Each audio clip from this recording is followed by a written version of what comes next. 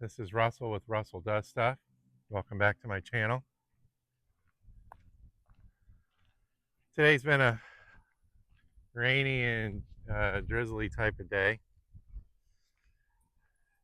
Thought I would get out and move around in it a little bit.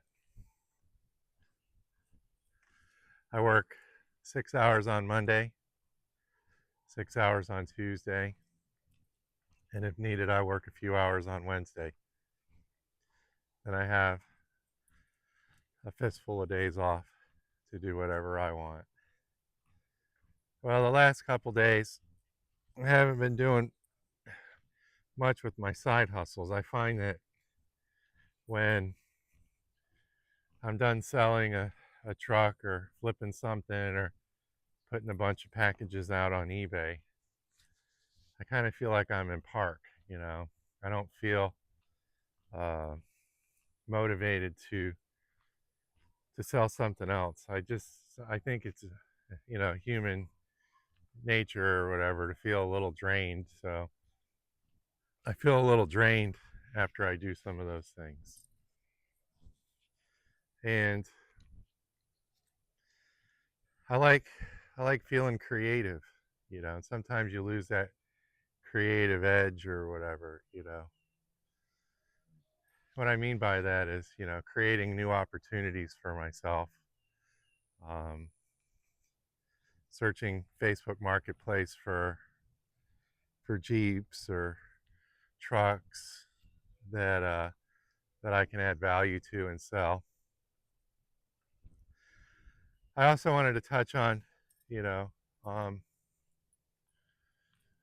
what it's like to have those days off, the the afternoons and the fistful of days off. I found that I had to write lists and stuff so that I can focus. Uh, that helps. Um, I'm trying to accomplish my goals on those days. Um, Sometimes I feel like my body needs a little bit of rest because of what I put it through. Those 14 years of the grind. My foot hurts, shoulder hurts, back hurts, neck hurts. Um, and I think some rest helps. I haven't done any strenuous physical activity labor wise um, in the last couple days. So, which I think rest is a good thing. I have that can't sit down syndrome, can't sit still syndrome. So I'm always, doing something, walking back and forth to this place, to that place,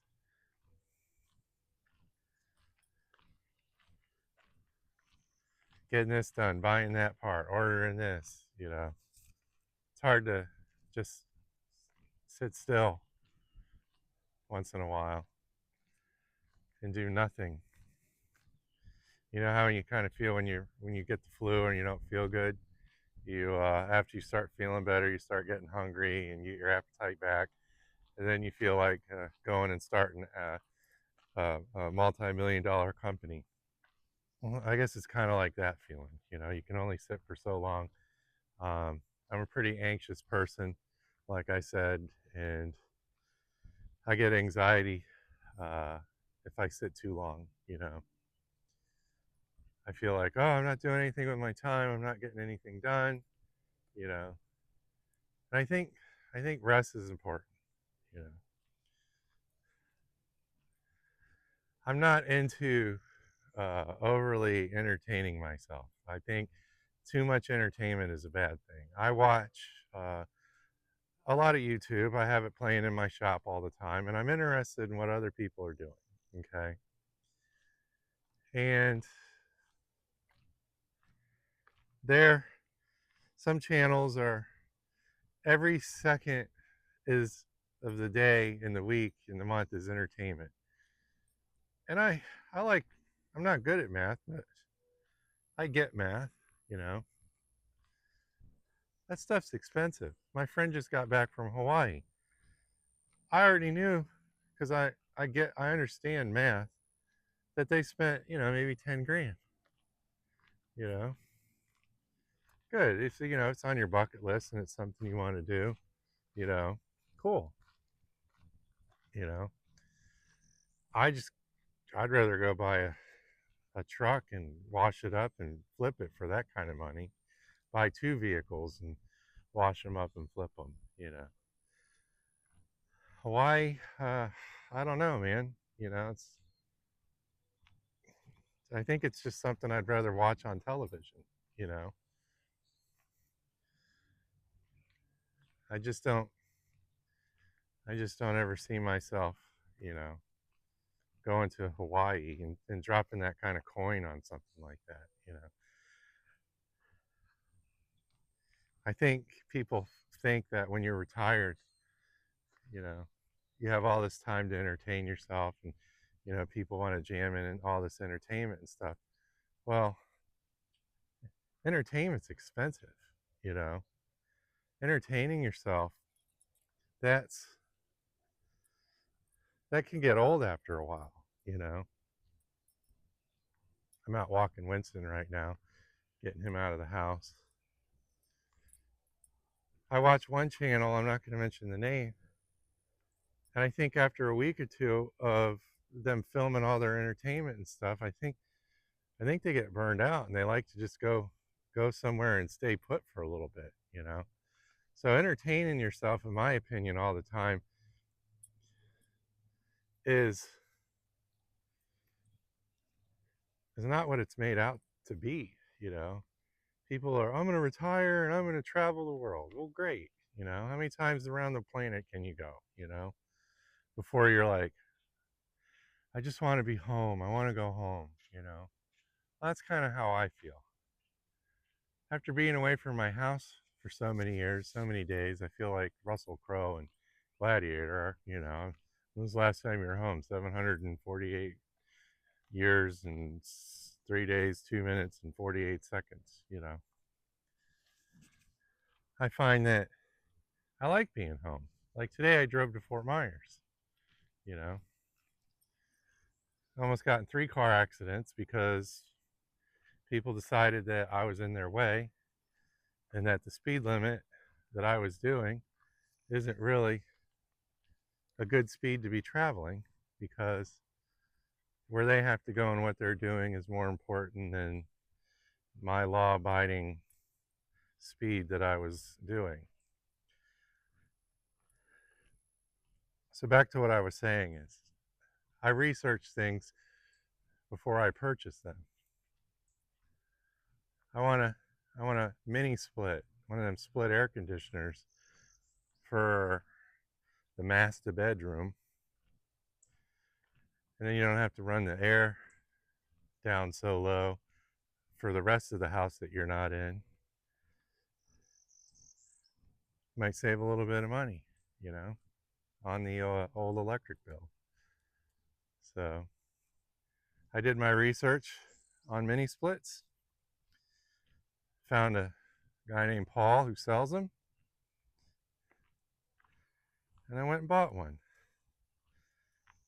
Before I bought that mini split, I knew everything about that mini split. Do people like it? Does it break? You know, to do what it said it's going to do in the commercials and stuff. And I know that Facebook will filter out a lot of negative comments when it comes to products and stuff like that. I'm aware of all that. So the thing about this was the price. It was $450, and they go for a lot more on Amazon. Well, the guy I bought it from sells this product at that price for a reason. He's hoping you don't know how to install it. He's hoping you don't have tools. He's hoping that you don't have any clue about what you're doing when it comes to installing this machine. And guess what? Russ has tools. Russ knows how to install stuff and fix things, you know. He will sell you his mini split air conditioning system for about $100 more than he buys it. Now he buys in volume, so he gets a really good discount, and then he stores everything in a big facility. Okay, he's smart. He wants to sell me something, and he wants to sell you something. The guy that doesn't know how to install stuff. I'm not saying you don't know how to install anything. I'm the consumer that doesn't install stuff, and that's where he makes his money. $1,200 to install it, $900 to install it. Whatever, you know, it's something like that. So he's there anyway. So he might as well make the money while he's at the facility. So he'll gladly sell that system to someone like me, which is very rare. A lot of people don't do that. You know, they don't want they don't want people like me buying their stuff because they're not making the big bucks. You know, it probably takes a couple hours to install that unit. You know, but I gotta hand it to this guy. He's thinking outside of the box. You know, I'll sell this guy my unit and make $100 or whatever. I don't have to touch it. You know, he does that 9 times or 10 times. That, you know, will equal, you know, an install. And in the end, it's just a numbers game. You know,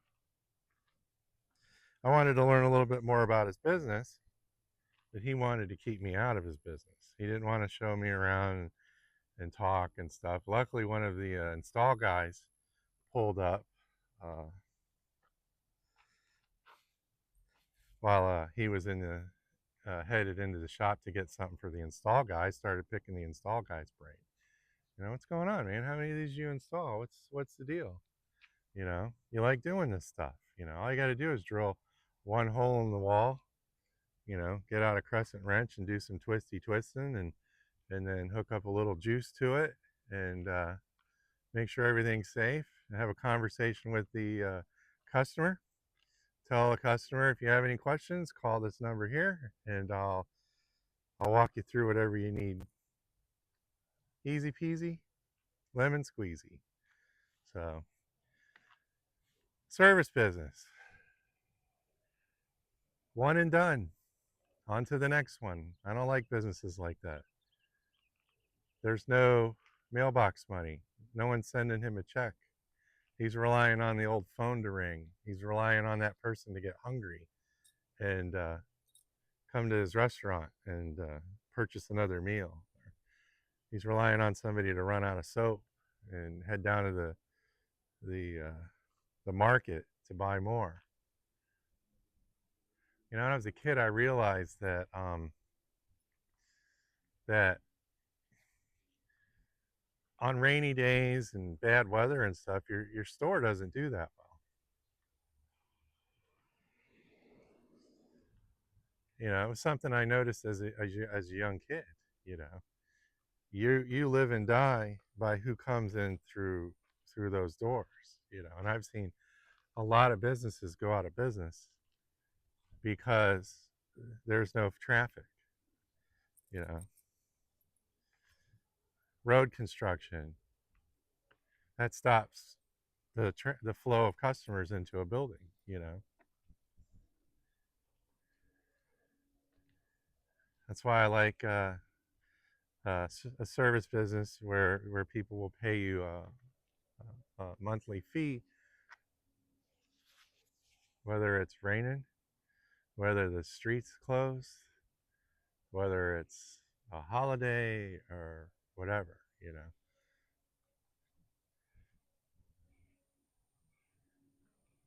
it's called mailbox money.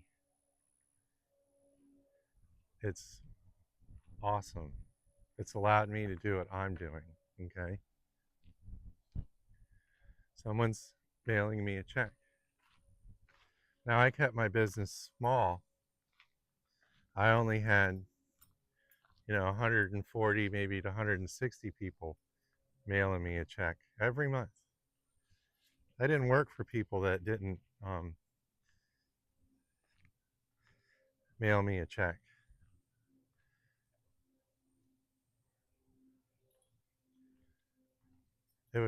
I didn't want the people that didn't want to be part of my business plan as customers, because those people would take me away from my main my main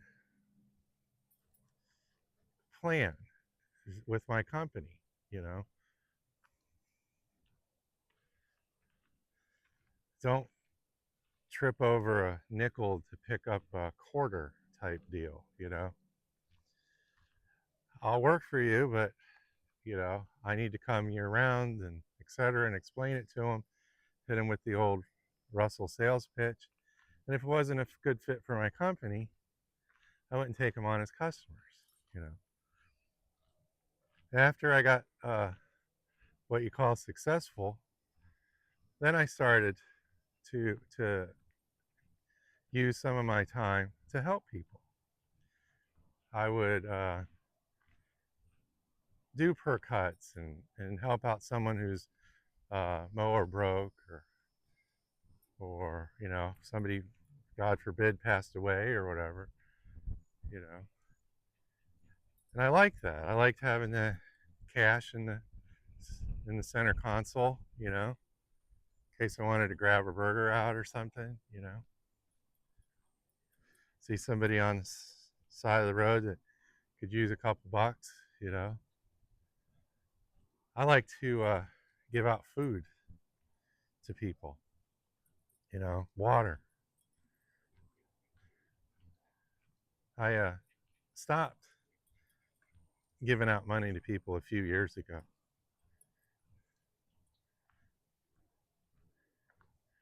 I ask them what they need. What do you need?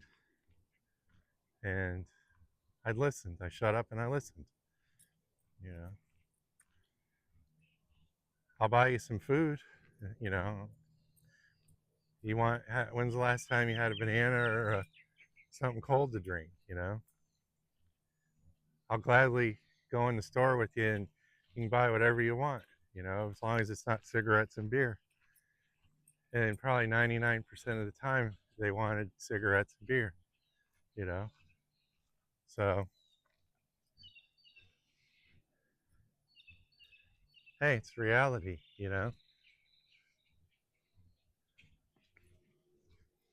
Nothing you can do about it. That's just, it's the way it is.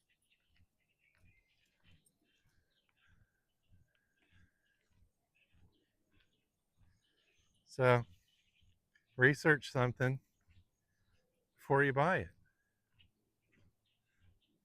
Learn a little bit about, you know, what it is you're exchanging your hard earned money for. There's a lot of times that I've just gone into things blind and said, "Oh, that sounds like a great deal." You know, I'll take it. And then I come to find out that it's not what I thought it was, and that I've been ripped off or lied to, or, you know, this 24-hour rule. You can expand it to a 72-hour rule if you want, or all week long rule. You know, don't don't just buy something without looking into it. You know, like shoes. Put them on first, walk around, try them out, see if they're comfortable or not, because you're either going to make them comfortable or they're going to make you uncomfortable. That's just that's just the way it is. I bought this microphone for my camera. I think it works. I'm not sure. I bought that after I did some research. I went to Best Buy. I looked around and I found that I can get the same thing for less somewhere else. I could buy 10 microphones for what a big box store was selling their microphones for. And, you know, it's funny, the other day I was with my attorney. He opened up his file cabinet and said, "Here, I want you to have this for your YouTube channel." I said, "What is it?" "It's microphones." Same microphone I bought. His was in a different package. I paid 20 for mine, he paid 10. Same microphone. Everything was the same. The instructions were the same. Hard to read, tiny. I said, where'd you get that for 10 bucks from?" He did more research than I did. That $10 could have bought me dinner. I could have used that $10 for gas or something, you know. He just did a little bit more research than I did.